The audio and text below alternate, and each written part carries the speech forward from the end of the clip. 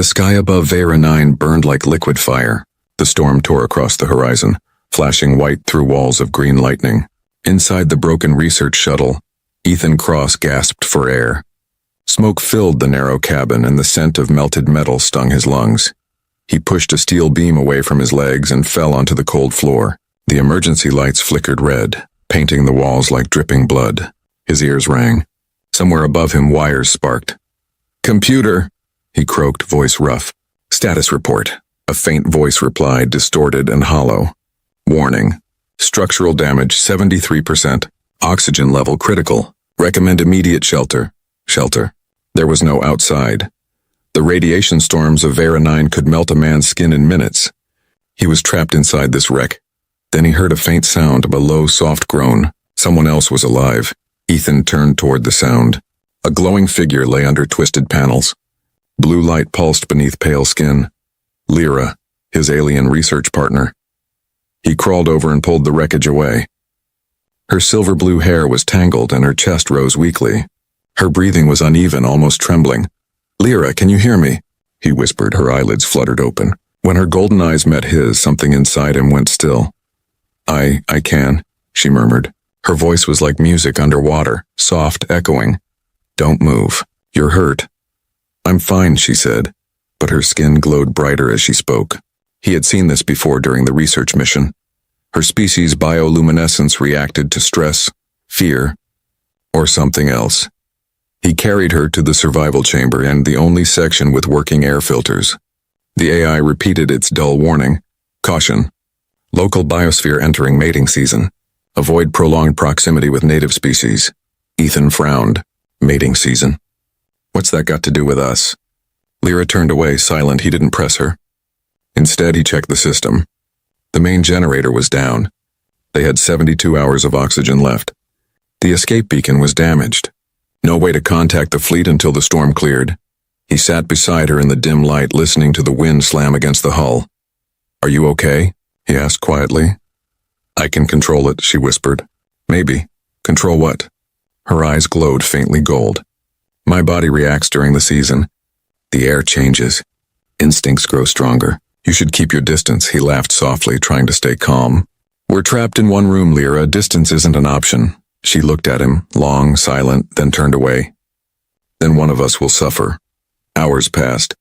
The storm outside screamed like a living thing. Ethan tried to repair the beacon, but the circuits kept frying under voltage spikes. Lyra sat quietly by the viewport, watching the lightning. Her hands trembled. Sometimes she gasped softly, as if holding her breath against pain. "You need rest," Ethan said. "I need control," she replied, voice trembling. "My kind doesn't stay near." Others, during this time. The scent, the heat, it changes everything. He didn't understand. He wanted to, but fatigue pulled at his mind. He leaned back against the wall and closed his eyes for a second.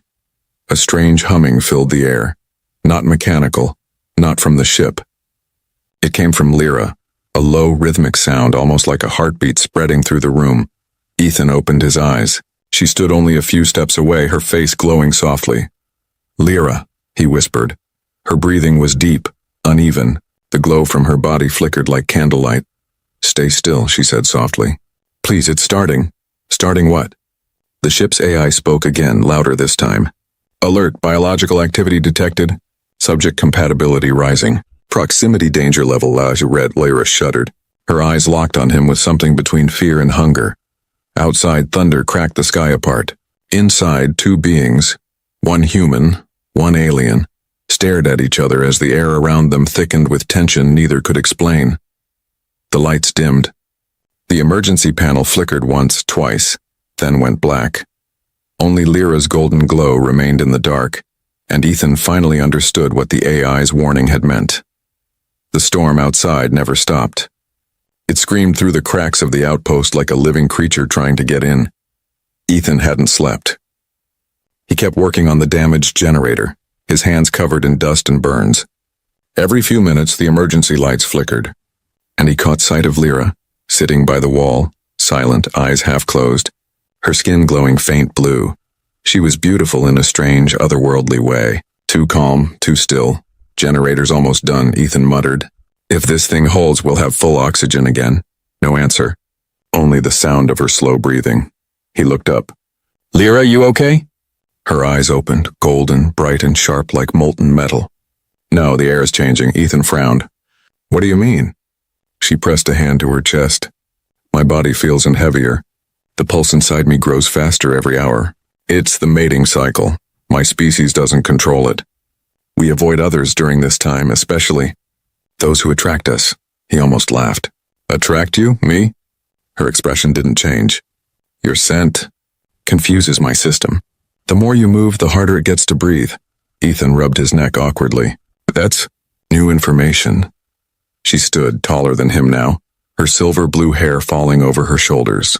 If the cycle continues in this confined space, my instincts may override my mind. Override your mind. I might hurt you, she said simply. Before Ethan could answer, the AI's voice echoed through the cabin. Warning. Temperature rising. Local pheromone saturation increasing. Pheromone what? He muttered, typing at the console. The data showed a gradual heat increase inside the air filters. Then he noticed her. Sweating, trembling, light pulsing under her skin like liquid fire. He took a cautious step forward. Lyra, sit down, breathe, don't come closer, she hissed, backing away. Her hands glowed faintly, the air rippling with heat around them. I'm not in control. For a long moment, neither spoke. Only the hum of the generator filled the room. Then a sudden crack. The lights burst as sparks raining down. Ethan fell back as darkness swallowed the room. He pulled out a glow stick and snapped it. Pale green light filled the air. Lyra was gone. Lyra? A low sound echoed from the storage corridor. Not words, a growl. He followed carefully, weapon flashlight in hand. The narrow hallway shook as the storm slammed the hull. The door at the end was half open. He peeked inside. Lyra crouched near the wall, clutching her head, breathing fast. Her body flickered between blue and gold light. Lyra, listen to me, he said softly. You're not alone. You can fight it. I'm trying, she whispered, voice trembling. It's stronger every second. My body wants heat, connection, touch. Ethan swallowed hard. You mean? She looked up sharply. Don't say it, just stay away.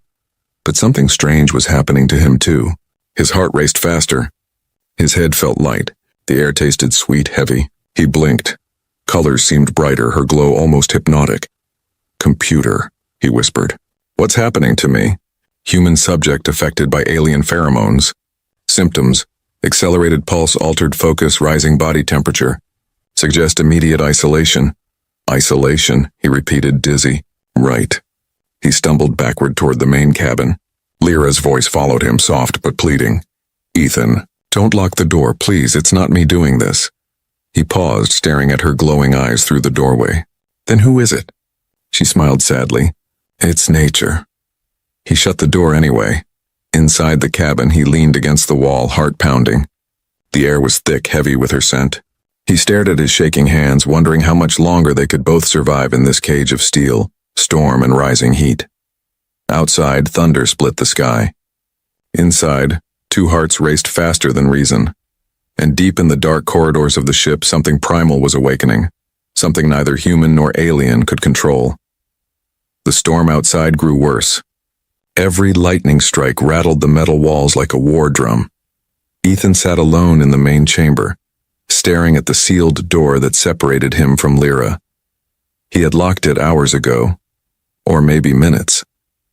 Time had lost meaning in this place. The air smelled of heat and static. On the other side, he could hear her faint voice, soft and trembling. Ethan, please open the door. He didn't move. His fingers shook against the control panel. I can't, Lyra. The system said your body's unstable. You said it yourself. You could hurt me. Silence. Then a quiet breath. Do you think I want that? He pressed his forehead to the cold metal. No, but I can't take the risk. For a long time, there was only the sound of the storm. Then the AI spoke again, calm but cold. Warning. Containment temperature rising. Subject Lyra exhibiting elevated bioradiance. He glanced at the monitors. Her body temperature had jumped beyond safe levels. Her energy field reading spiked, glowing brighter every second. He turned away, trying not to think about her. But he couldn't. Her voice lingered in his mind. Her scent. Her eyes. He had to distract himself. He started scanning the damaged database logs. Somewhere inside, he found a hidden research file. Project Vera 9 Interspecies Behavioral Study. He opened it. The text was partly corrupted, but one paragraph burned clear. During the mating cycle, Veran females emit powerful pheromones that influence nearby organisms. Extended exposure can trigger emotional or instinctive responses in compatible life forms, including humans. Direct isolation is mandatory. Ethan stared at the line until his chest tightened. So that's what's happening, he whispered. It's not just her. It's affecting me too. He rubbed his eyes, trying to shake the fog in his mind. He could still smell her unsweet electric warmth. Then he heard it, a faint thud on the door. Once. Twice. Ethan. Her voice came again, closer this time. It's too hot. The air is burning. Back away from the door, he said quickly. You need to cool down. I can't, she gasped. My body's changing faster. The temperature inside me, it's melting me from the inside. Her words made his stomach twist. He couldn't leave her to suffer, but opening that door might be worse. The AI interrupted his thoughts. Warning. Containment door integrity weakening. Subject's energy output increasing exponentially. What does that mean? The door will not hold. Before he could react, a bright flash lit the hallway. The metal hissed and warped. The next moment, boom. The door blew open, flooding the chamber with golden light. Ethan stumbled back, shielding his eyes. Lyra stood in the doorway, breathing hard. Her skin shimmered like fire and glass. Lyra, he shouted, stop. You're burning yourself alive. Her voice cracked with pain and desperation. I can't stop it. My body's reacting to you, to your presence. Every time I sense your heartbeat, it grows stronger. He took a step back, trying to reason through the haze. We can fix this. The medkit, no. She interrupted. You don't understand. My people call this the binding. Once it starts, it only ends when... She stopped herself, eyes trembling. When what? Ethan demanded, her voice dropped to a whisper. When the body chooses its mate. His pulse roared in his ears. That's not possible. She looked at him sadly. It already has, he froze. The air between them pulsed with invisible heat. Every instinct told him to run, but his body refused to move. Her glow surrounded him like sunlight trapped in storm clouds. Lyra, he whispered, you need to fight it. Tears slipped down her cheeks, glowing like stars. I am fighting it. But what if fighting means losing you? The lights flickered again, casting their shadows across the steel walls. In that moment, Ethan realized this wasn't just a physical danger anymore. Something deeper was pulling them together, something neither of them could explain or control. And as thunder shook the outpost one more time, Ethan knew. The lock wasn't keeping her out anymore, it was keeping him from admitting what he already felt. The outpost lights sputtered, flickered once, then died completely. Darkness swallowed the room, leaving only Lyra's faint golden glow. Ethan stood frozen. His pulse raced. Every breath burned. The air felt alive, humming, vibrating with heat and tension. Lyra, he said carefully. You're overheating. You're going to burn out. She shook her head, hair sticking to her glowing skin. I can't control it. My body's reacting to the bond. The pheromones feed on emotion, on attraction. He took a slow step backward. Then we need to separate. Get distance. It's too late for distance, she whispered. The air itself carries it now. The AI crackled weakly through the failing speaker. Alert. Temperature levels critical. Cooling system offline. Core meltdown in progress. Ethan cursed under his breath. He moved to the console, pressing buttons that didn't respond. We'll both die if the core blows. Lyra's voice trembled. Then let me help. Her hand touched his shoulder, and every thought inside him scattered. The contact felt electric, burning and soothing at once. Her energy pulsed through him like a living current. He gasped, pushing her away. Don't, but she stumbled, falling against the wall, body shaking violently. Her skin shimmered between gold and red light. I told you, she whispered weakly. The more I fight it, the worse it gets. Ethan looked around desperately. The cooling unit. It's outside, on near the storm shield. You can't go out there, she said. The radiation. He grabbed his suit from the rack. If I don't, this base explodes in under an hour. And you'll die in here. Lyra's golden eyes softened. You'd risk your life for me? He looked at her, sweat glistening on his skin. We're both trapped. Might as well fight together. Without waiting for an answer, he slammed the helmet on and stepped into the storm. Outside, chaos ruled. The wind screamed like monsters. Blue lightning tore through the sky, striking the barren ground in endless fury. Ethan moved slowly, his boots sinking into the soft ash. Each step was a battle. The storm pressed against him like a living wall. He reached the cooling unit, half buried under debris. Sparks danced across the metal surface. He forced it open, hands trembling, circuits fried, fluid leaking. Come on, he muttered, twisting wires, reconnecting power lines by memory. A flash of light nearly blinded him. The console flared green for a second, then stabilized. Cooling system online, the AI reported faintly. He exhaled in relief. But then a massive bolt of lightning struck the ground nearby, throwing him backward into the dust. His visor cracked. The shockwave sent pain ripping through his chest. The world blurred. Then darkness. When Ethan opened his eyes, he wasn't in the storm anymore. He was inside, lying on the cold floor of the outpost. Lyra hovered above him, glowing faintly, her hand on his chest. Her expression was torn between fear and guilt. What happened? He groaned. You almost died, she whispered. I pulled you back before the radiation reached you. Your suit was melting. Her hand glowed brighter where it touched him. Warmth spread through his chest, deep, calming, almost intimate. His heartbeat slowed. You healed me.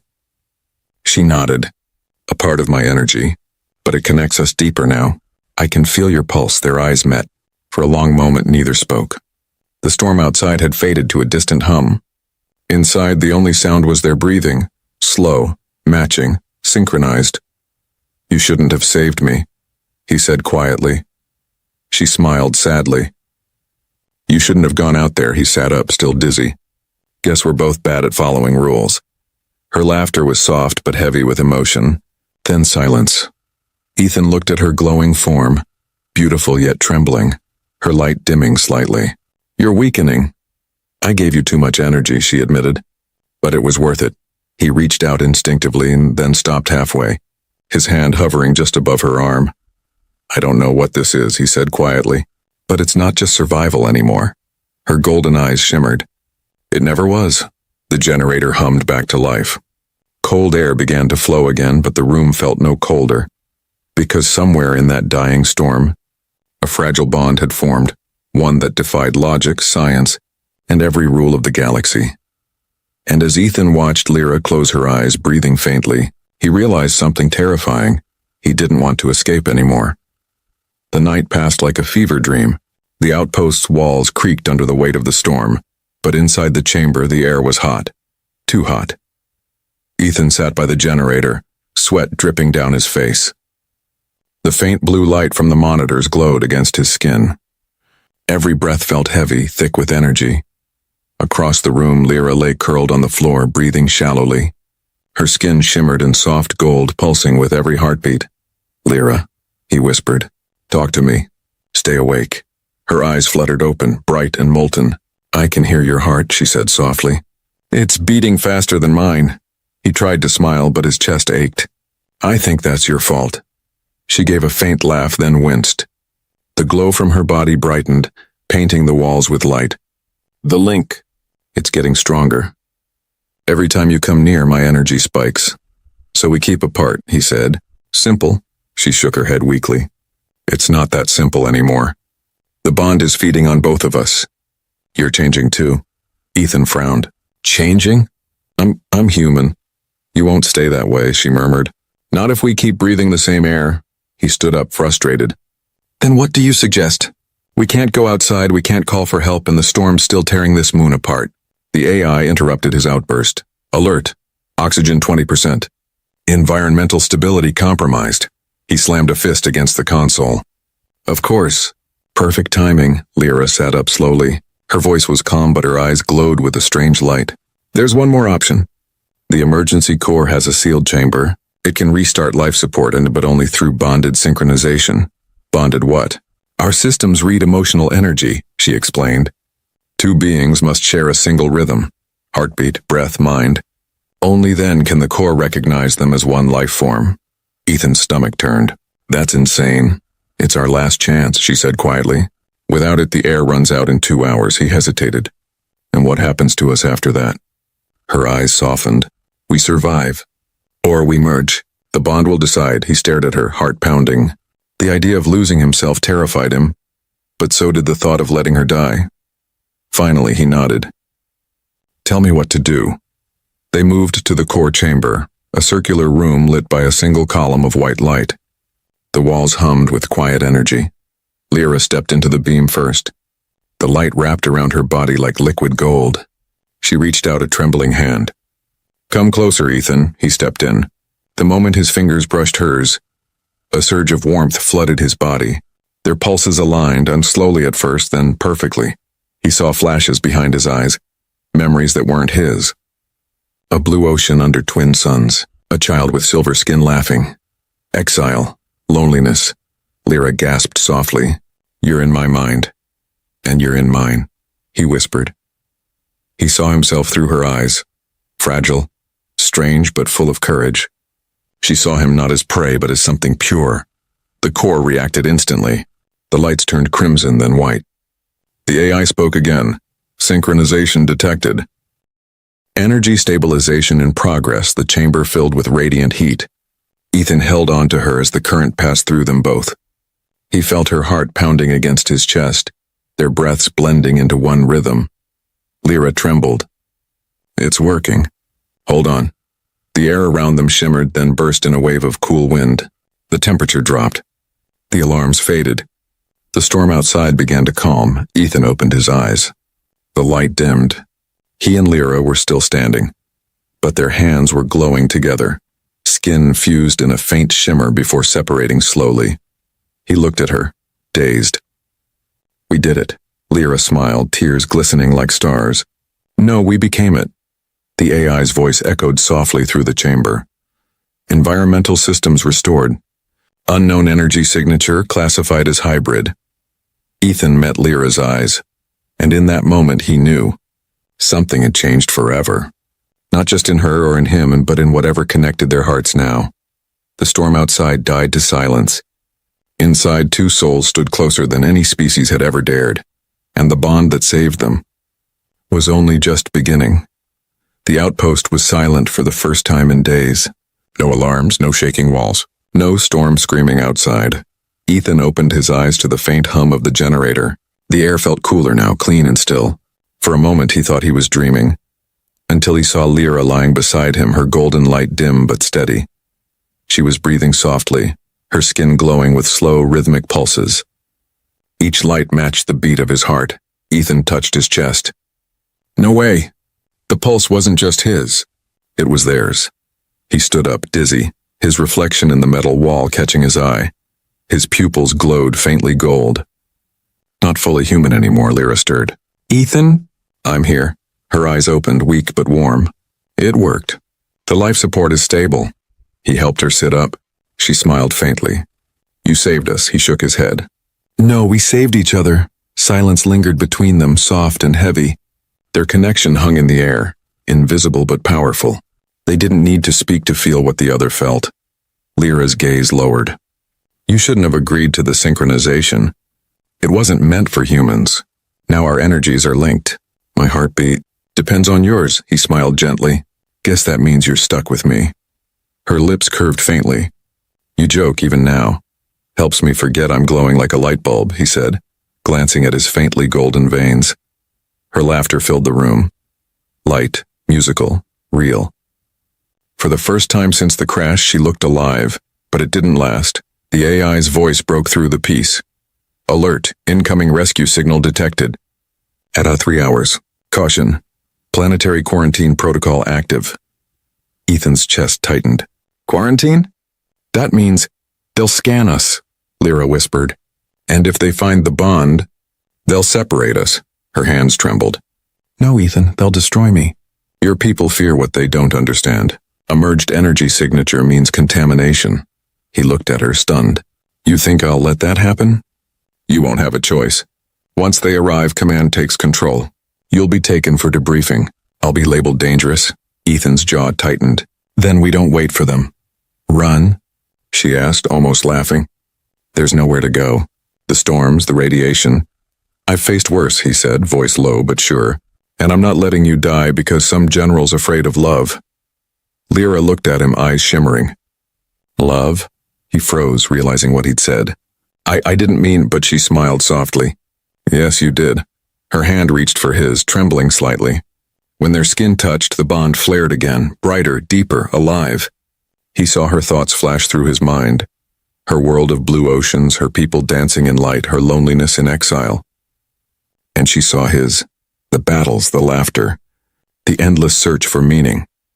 The connection grew stronger until their breaths synchronized, their hearts beating as one. Then, as quickly as it came, it faded, leaving warmth in its wake. You felt that too, he said quietly. Yes, she whispered. I saw who you are. Then you know I won't let them hurt you. The AI interrupted once more. Rescue craft entering lower atmosphere.